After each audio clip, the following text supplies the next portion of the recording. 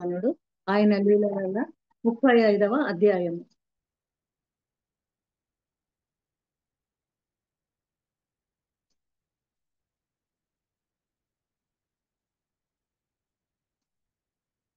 ఓకేనా మాతాజీ, ఇప్పుడు వస్తుందా? వస్తుంది మాతాజీ. ఎందుకంటే ఇందాక వెళ్ళిపోయింది మాతాజీ, అందుకని అడుగుతున్నాను. హరే కృష్ణ మాతాజీ. శ్రీకృష్ణుని ఈ రోజు లీలల 30వ అధ్యాయము. ఈ అధ్యాయం పేరు గోపికల విరహ బాధలు. శ్రీకృష్ణుని ఎడల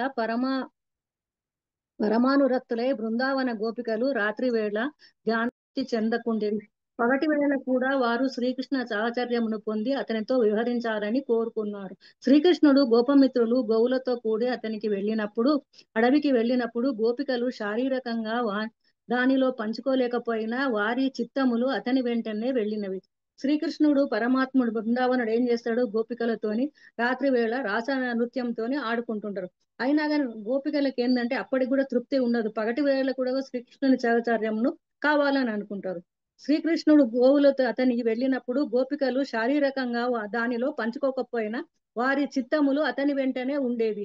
అవి చిత్తములు వెళ్ళిన కారణంగా గోపికలు తీవ్రమైన భావనలో శ్రీకృష్ణ సాంగత్యాన్ని అనుభవించసాగారు. ఈ తీవ్రమైన విరహ బాధను పొందటమే శ్రీ చైతన్యులు ఆయన ప్రత్యక్ష శిష్యగణము షడ్గోపస్వాములు కావించిన ఉపదేశములు. శ్రీకృష్ణునితో శారీరక సాంగత్యము లేనప్పుడు గోపికలలాగా భావనలో సాంగత్యాన్ని పొందవచ్చు. శ్రీకృష్ణుని దివ్యమైన రూపగుణ లీల పరిచారులు అతనితో సమానము. భక్తి విధానాలు 9 ఉన్నాయి. విరహబాధంలో కృష్ణుని భక్తిని మహోన్నత పరిపూర్ణత స్థితి అంటే గోపికల స్థితికి చేరుస్తుంది. శ్రీకృష్ణునికి మనము భక్తులు అంటే నవవిధ భక్తులు. నవవిధ భక్తులు అంటే మీకు తెలుసు కదా మాతాజీ, ఇంతకన్నా ముందు మనకు మాతాజీ చెప్పారు. అవి నవవిధ భక్తులు. మనకు షడ్గోస్వాములు రాచకొలువులోని భౌతికైశ్వర్యాలను రాచ జీవితాన్ని విడిచి బృందావనానికి వెళ్లి ఇంటింటికి భిక్ష నడుతూ సాధారణ భిక్షక జీవితాలను గడిపారని శ్రీనివాసాచార్య విరచితమైన షడ్గో షడ్గోస్వామ్య సామ్యాష్టకములో చెప్పబడింది. కానీ గోపికా విరహ భావంలో వారు ఎంతగా నిండి ఉన్నారంటే ప్రతి క్షణము దివ్యానందాన్ని అనుభవించేవారు. మనకు షడ్గోపసాములు ఏం రాసిందంటే వాళ్ళ జీవితాన్ని మొత్తము బృందావనానికి వెళ్ళిన తర్వాత ఇంటింటికి భిక్షం అడుగుతూ వాళ్ళు సాధారణ జీవితాన్ని గడిపినరు. వాళ్ళు భిక్షకుల జీవితాన్ని గడిపినరు వాళ్ళు అని ఎప్పుడు మనకు షడ్గోస్వామ్య అష్టకం లోపల మనకు చెప్పబడింది. అది అదే విధంగా జగన్నాథ పూరి క్షేత్రంలో ఉన్నప్పుడు శ్రీ చైతన్యులు రాధారాణి పాత్రలో కృష్ణ విరహ బాధలో ఉండేవారు. మన జగన్నాథపురి క్షేత్రంలో ఉన్నప్పుడు శ్రీ చైతన్యులు ఏం చేశారంటే రాధారాణి పాత్రలో ఉండి విరహ బాధను అనుభవించింది. మాధ్వ గౌండీయ సాంప్రదాయ పరంపరలో ఉన్నవారు శ్రీకృష్ణ విరహ భావంతోనే ఉంటూ ఆ దేవాది దేవుని దివ్య రూపాన్ని అర్పించాలి. అతని దివ్యోపదేశాలను, లీలలను, గుణాలను, పరివార సాంగత్యాలను చర్చించాలి. అది భక్తి పూర్ణతను కలుగజేస్తుంది. భగవత్పేతంలో నెలకొని నిరంతర విరహభావము పొందడమే కృష్ణునికి పరిపూర్ణత అవుతుంది. మనము ఎప్పుడైతే భగవంతునికి నిరంతరము పూజ చేస్తూ మనం భగవంతుని సేవలు ఉంటామో అదే విరహభావన పొందడమే కృష్ణునికి మనకు పరిపూర్ణత భక్తి అనేది అవుతుంది. గోపికలు తమలో తాము కృష్ణుని గురించి చర్చించుకునేవారు. గోపికలు ఎప్పుడు చూడు కృష్ణుని గురించే, ఎక్కడున్నా ఏం చేసిన వాళ్ళు కృష్ణుని గురించే చర్చించుకునేవాళ్ళు. ఒక గోపిక పలుకుతూ, చెల్లులారా, శ్రీకృష్ణుడు నేలపై పవలించినప్పుడు తన ఎడమ మోచేతిని ఆసరాగా తీసుకొని తన శిరమును ఎడమ చేతికి ఆనించి ఉంచుతాడని మీకు తెలుసా? ఏమంటుంది ఒక గోపిక? శ్రీకృష్ణుడు కింద పండుకున్నప్పుడు ఏం చేస్తాడు? తన ఎడమ మోచేతిని ఆసరాగా తీసుకొని తన శిరమును ఎడమ చేతికి ఆనించి ఉంచుతాడని మీకు తెలుసా అని అడుగుతుంది. కోమలమైన వేళ్లతో వేణువును వాయిస్తూ ఆకర్షణీయమైన కనుబొమ్మలను కదలిస్తూ అతడు చేసే వేణుగానము ఎంతటి చక్కని వాతావరణాన్ని తయారు చేస్తుందంటే పత్నులతో ప్రియులతో ఆకాశంలో విహరించే స్వర్గవాసులు ఆ వేణునాదంచే చకితులై విమానాలను నడిపేస్తారు. ఆ విమానాలలో ఆసీనులై ఉన్నప్పటికీ దేవతా పత్నులు తమ గానానికి వాద్య చతురతకు సిగ్గుపడతారు. అంతేకాదు కామచలితాలు కాగా వారి జుట్టుముడులు పోకముడులు వెంటనే విడువడతాయి అని అన్నది. మనకు శ్రీకృష్ణుడు ఎడమ మోచేతిని ఏం చేస్తాడు?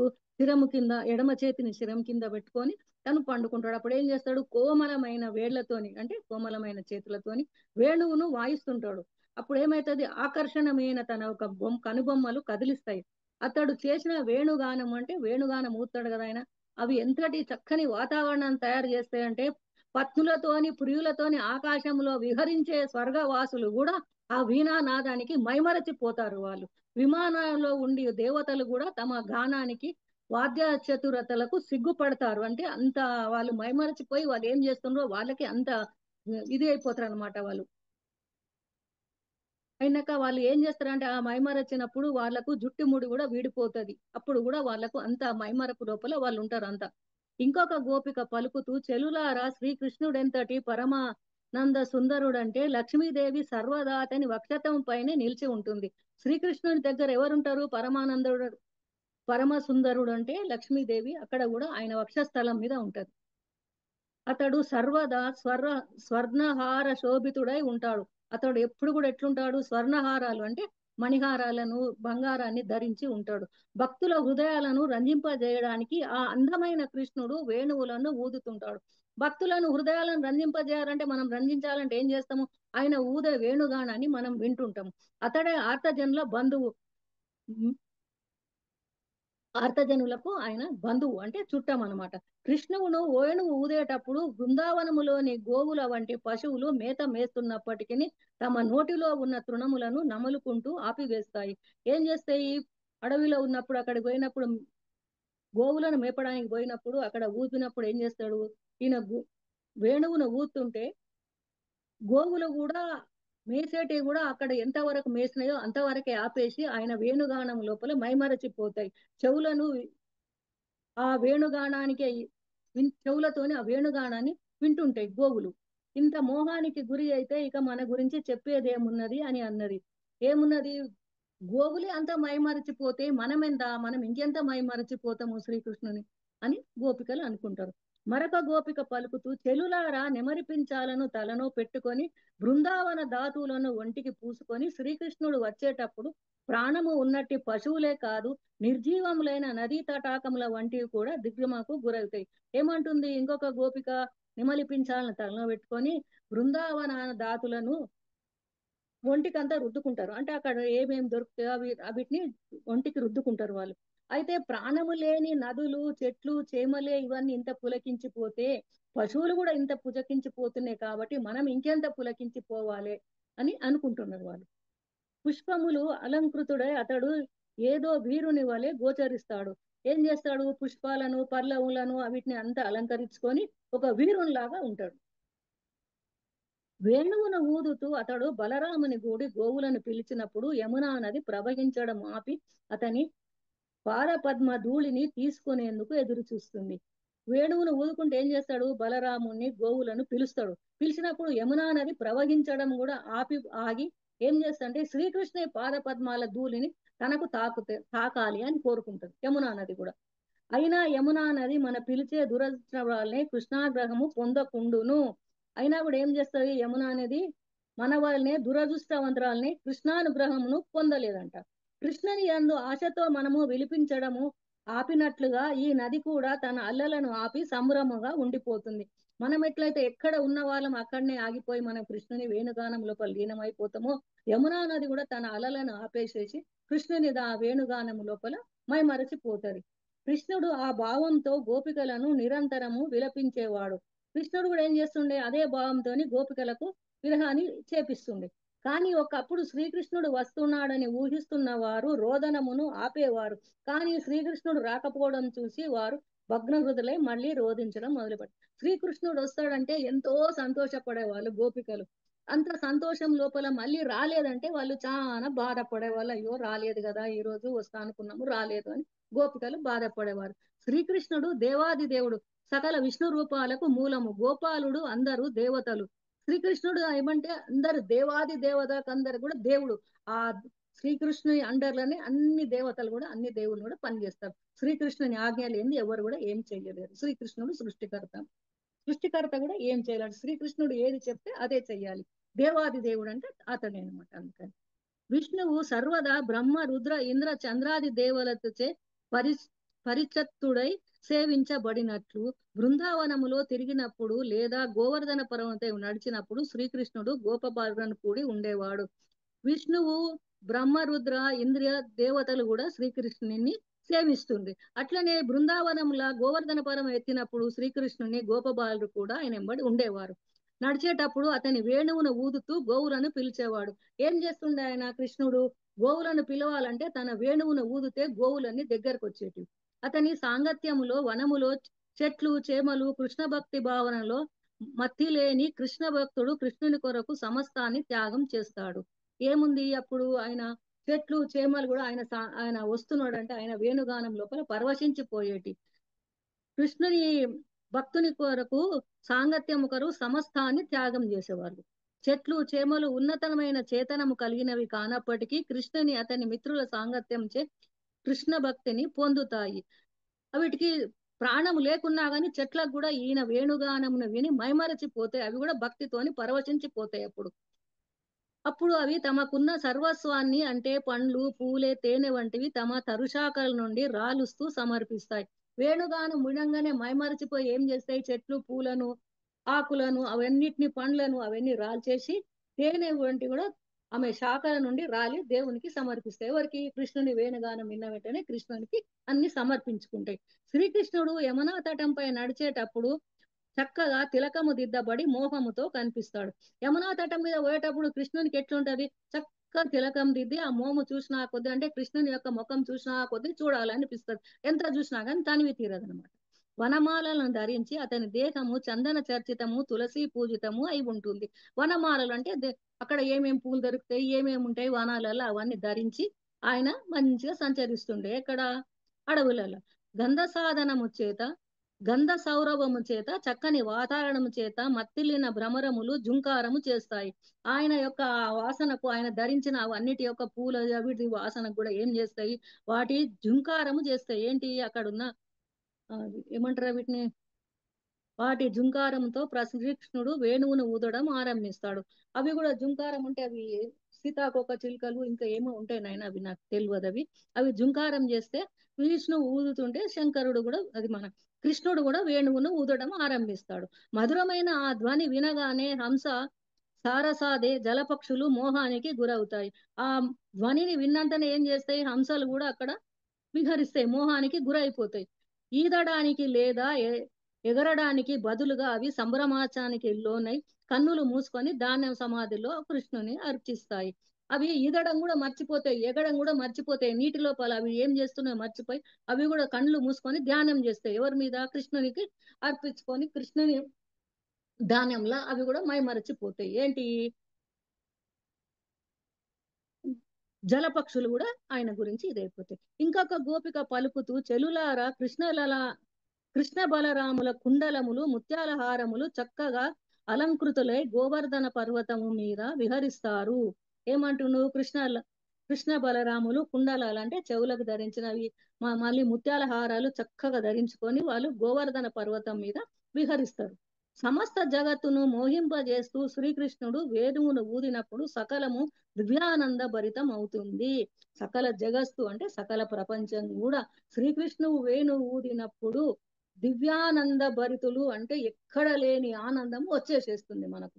వేణునాదాన్ని భంగపరచడానికి బదులుగా అవి తమ మిత్రుడైన శ్రీకృష్ణుని అభినందించడానికి మందముగా గర్జిస్తాయి అని అన్నది. వేణునాదాన్ని భంగపరచడానికంటే వీటికి భంగం చేయకుండా అవి కూడా బదులుగా ఏం చేస్తాయి? శ్రీకృష్ణుని అభినందించడానికి గర్జించసాగుతాయి. జనులు కలత చెందినప్పుడు మేఘము కృష్ణుడు ఇరువురును వారికి సంతోషాన్ని కలిగిస్తాయి.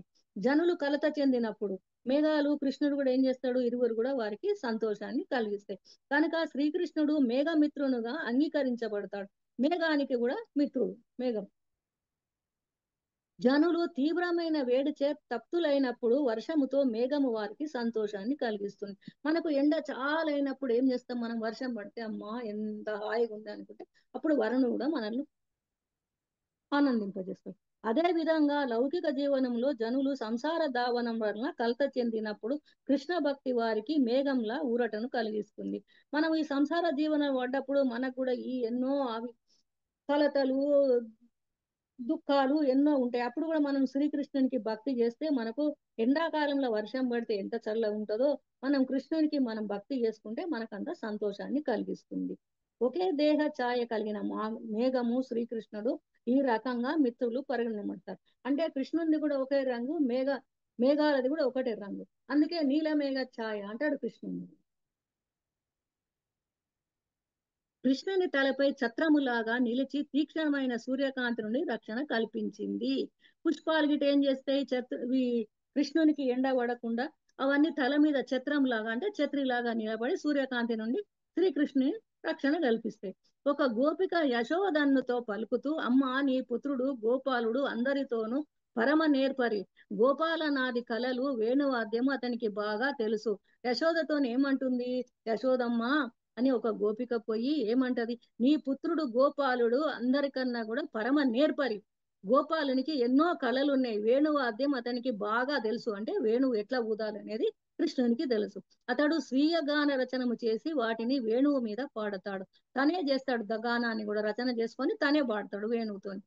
సంధ్యా సమయము గాని అతడు వాటిని పాడినప్పుడు బ్రహ్మ రుద్ర ఇంద్రాది దేవతలందరూ తమ శిరములను వంచి పరమ శ్రద్ధతో వాటిని వింటారు. అంటే సంధ్యా సమయం అంటే సాయంత్రం సమయం లోపల కృష్ణుడు వేణుగానాన్ని ఊదినప్పుడు బ్రహ్మ రుద్రుడు ఇంద్రుడు చంద్రాది దేవతలు కూడా తమ తలలను వంచి పరమ శ్రద్ధతోని వింటారు వేణుగానాన్ని. వారు పరమ పండితులు చతురులయ్యారు. శ్రీకృష్ణుని వేణుగానములోని స్వరతత్వమును తెలుసుకోలేరు. కేవలము వారు శ్రద్ధతో వింటూ దానిని అర్థం చేసుకోవడానికి యత్నించిన మోహితులు అవుతారు. వాళ్ళు ఏం చేస్తుండ్రు? ఇదంతా విని వాళ్ళు మోహిస్తారు అనమాట. వాళ్ళకి ఏమైతుంది ఏంటనేది ఆ వేణుగానపు లోపల మొత్తం మైమరచిపోతారు దేవతలు కూడా. ఇంకొక గోపిక పలుకుతూ, శ్రీకృష్ణుడు గోవులతో కలిసి ఇంటికి తిరిగి వచ్చేటప్పుడు ధ్వజము వజ్రము కమలము అంకుశము వంటి విశేష కూరుతులతో కూడిన పాదముద్రలు గోవుల గిట్టలచే ధరణికి కలిగిన క్లేశాన్ని తొలగిస్తాయి. ఆయన ఇంటికి వచ్చేటప్పుడు ఏమంటుంది? గోపిక ఏమంటుంది? శ్రీకృష్ణుడు గోవులతో ఇంటికి తిరిగి వచ్చేటప్పుడు ఆయన పాద పద్మాల వల్ల ఏమైతే ఆయన పాదముల అచ్చులు ఎట్లుంటాయి అంటే ధ్వజము వజ్రము కమలము అంకుశము వంటి విశేషాల గురుత. కమలం అంటే పువ్వు, కం అంకుశం అంటే మన అవన్నీ గుర్తులు అక్కడ పడతాయి అన్నమాట. ఎవరు? కృష్ణుడు నడిచి వచ్చేటప్పుడు ధ్వజము జెండాలాగా, కమలము పువ్వులాగా అవన్నీ పడతాయి. ధరణికి కలిగించిన క్లేశాన్ని తొలగిస్తాయి. ఈ ఈ అడుగులన్నీ ఏం చేస్తాయి? ధరణి అంటే భూమి మీదకు వచ్చిన అవన్నిటిని తొలగిస్తాయి. ఏవి? ఈ అడుగులు. గమనంతో అతడు చరించేటప్పుడు చూసి మనము కామ విచితలం అవుతాము. అప్పుడు మనము చలన రహితులం అవుతాము. వృక్షముల లాగా చలన రహితంగా మారే మనము మన జుట్టుముడులు వస్త్రములు వదులు కావడము గమనింపకుందుము అని అన్నది. ఏమన్నది ఒక గోపిక? ఇవన్నీ ధరణి మీద ఆయన నడుస్తుంటే వచ్చి ఆయన పద్మాలన్నీ ఈ రకంగా పడతాయి. అప్పుడు మనము చలన రహితులము అంటే మనము చలనము లేకుండా ఉండిపోతాము. వృక్షముల లాగా మనం అప్పుడు మారిపోయి మన జుట్టి మన ఆనందం లోపల మనము ఏం చేస్తుంటాం వివరిస్తుంటాం. మనకు ఏమైతుంది మనకు తెలియదు అని చెప్తారు. శ్రీకృష్ణునికి వేల కొలది ఆవులు ఉన్నాయి. అవన్నీ వాటి రంగులను బట్టి వివిధ వర్ణములుగా విభజింపేవాడు. ఆయనకి ఏమున్నాయి? కొన్ని వేల కొద్ది గోవులు ఉన్నాయి. అవిటికి ఎన్నో రంగులు ఉన్నాయి. ఆ రంగుల వర్ణాలను బట్టి ఆయన విభజిస్తుండే. రంగులను అనుసరించి వాటికి వివిధ నామాలు ఉంటాయి. ఆ రంగులను బట్టి శ్రీకృష్ణ భగవానుడు ఏం చేసిండు? అవన్నిటికీ నానా విధంగా పేర్లు పెట్టుకున్నాడు.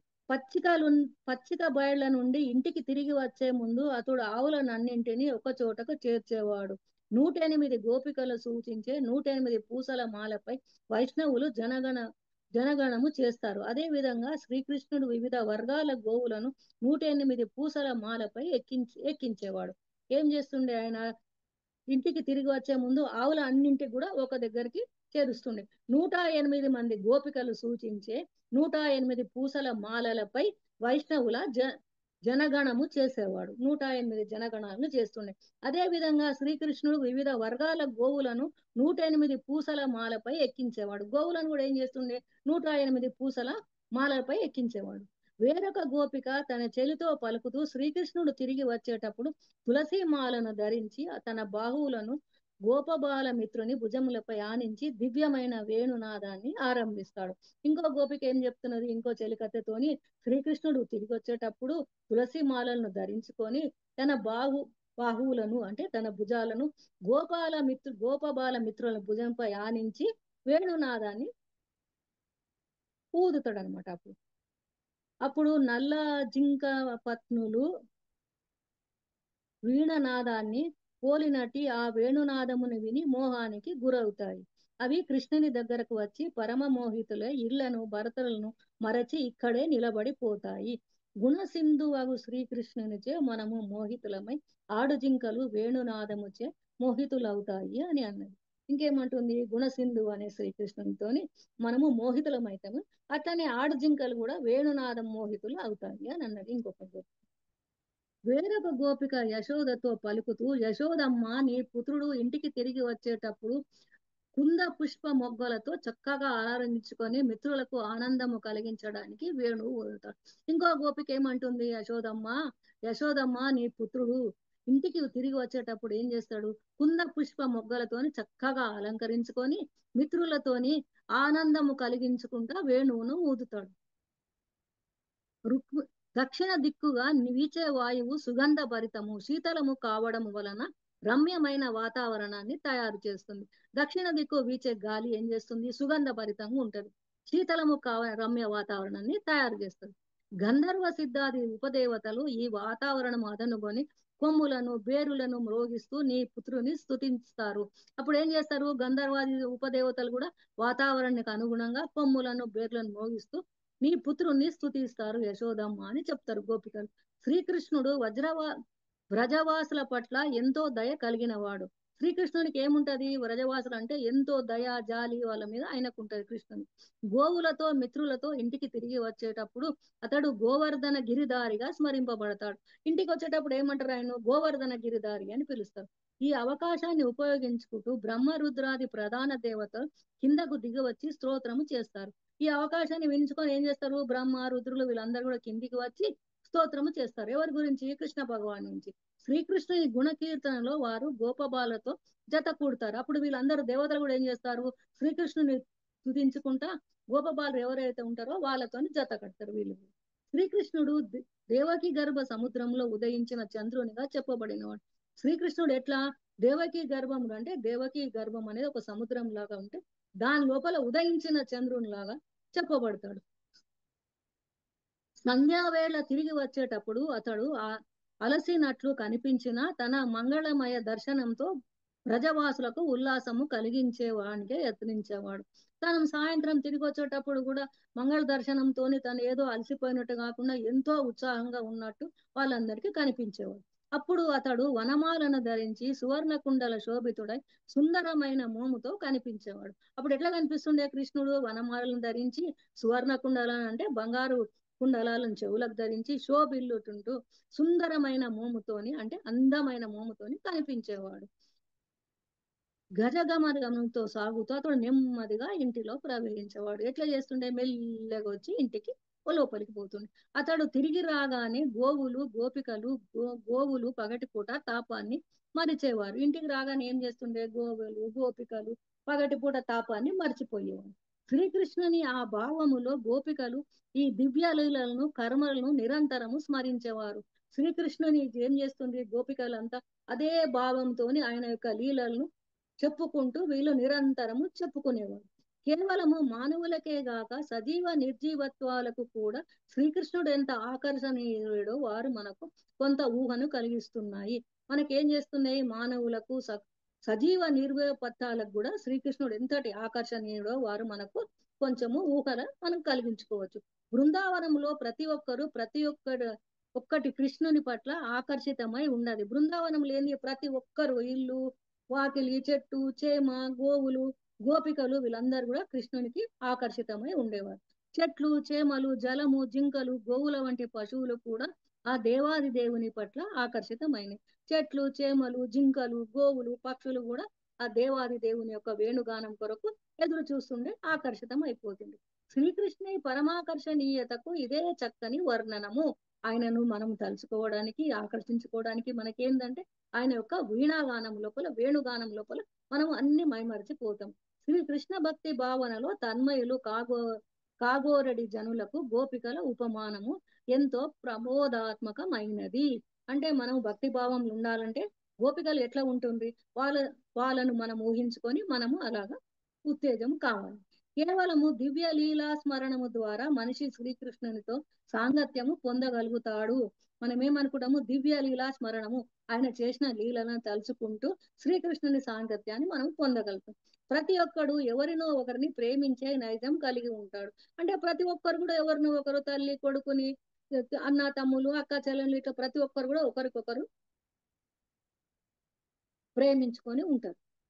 అయితే కృష్ణుడు ప్రేమధ్యేయము కావడం అనేది కృష్ణ భక్తిలో కేంద్ర విషయం. కృష్ణుడు ఏంది, ప్రేమధ్యేయం అనేది కావడం అనేది కృష్ణ భక్తిలో ముఖ్యమైన విషయం. మనకు హరే కృష్ణ మహామంత్రాన్ని నిరంతరం జపిస్తూ దివ్యమైన శ్రీకృష్ణ లీలలను స్మరిస్తూ మనిషి కృష్ణపూరుడై ఆ విధంగా తన జీవితాన్ని ఉదాత్తము సఫలము చేసుకోగలుగుతారు. మనం ఏం చేయాలి, కృష్ణ భక్తి లోపల కృష్ణుని జపించుకుంటూ మనము సఫలం కావాలి. గోపికల విరహ భావనలు అను దశమ స్కందములోని 35వ అధ్యాయము మనకు భక్తి వేదాంత భావ్యము సమాప్తం. ఇది భక్తి వేదాంత స్వామి రాసిన దాంట్లో 35వ అధ్యాయము. ఇది గోపికల విరహ భావనలు. ఇంకొకటి రెండు మాటలు చెప్తా మాతాజీ సన్నిధిలో. ఈ రోజు మనము ఆయుధ పూజ అనేది చేస్తాము. ఆయుధ పూజ మనకు అప్పుడు శ్రీకృష్ణ భగవానుడు అవన్నీ చేసినప్పుడు వాళ్ళు గెలవాలంటే ఆయుధ పూజలను చేసుకుంటారు, అప్పుడు చేస్తారు. ఇప్పుడు మనకున్న ఆయుధ పూజ మనకి ఇచ్చింది ప్రభుపాదుల వారు. మనకి ఏమి ఇచ్చారు, జపం. ఏంది, హరే కృష్ణ కృష్ణ కృష్ణ హరే హరే, హరే రామ అనే మహామంత్ర జపాన్ని మనకి ఇచ్చింది. ఇప్పుడు మనకున్న ఆయుధం ఏంటంటే ఇదొక్కటే. మనకు పొద్దున మనకు ప్రభుజీ చెప్పిండ్రు, అందుకని నేను చెప్తున్నా మాతాజీ.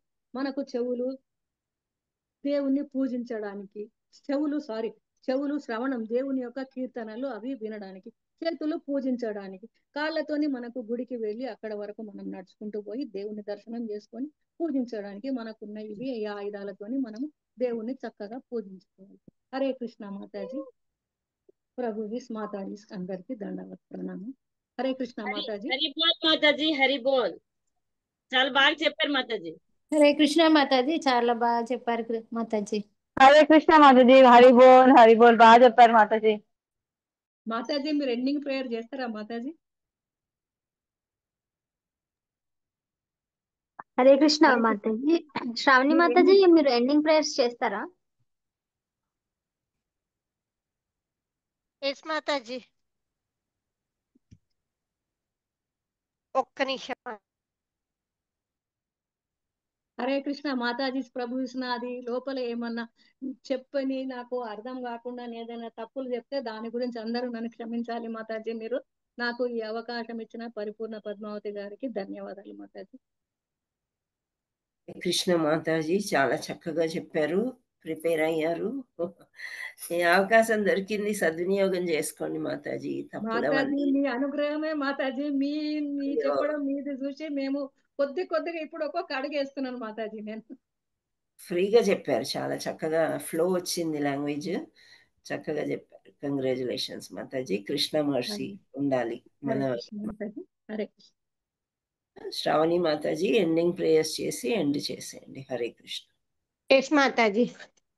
భక్తి వేదాంత స్వామి. హరే కృష్ణ. ఒక్క మినిట్. రేపు అనిత మాతాజీ మీరు చెప్పండి. హరే కృష్ణ. ఓకే మాతాజీ. హరే కృష్ణ. ఓకే మాతాజీ.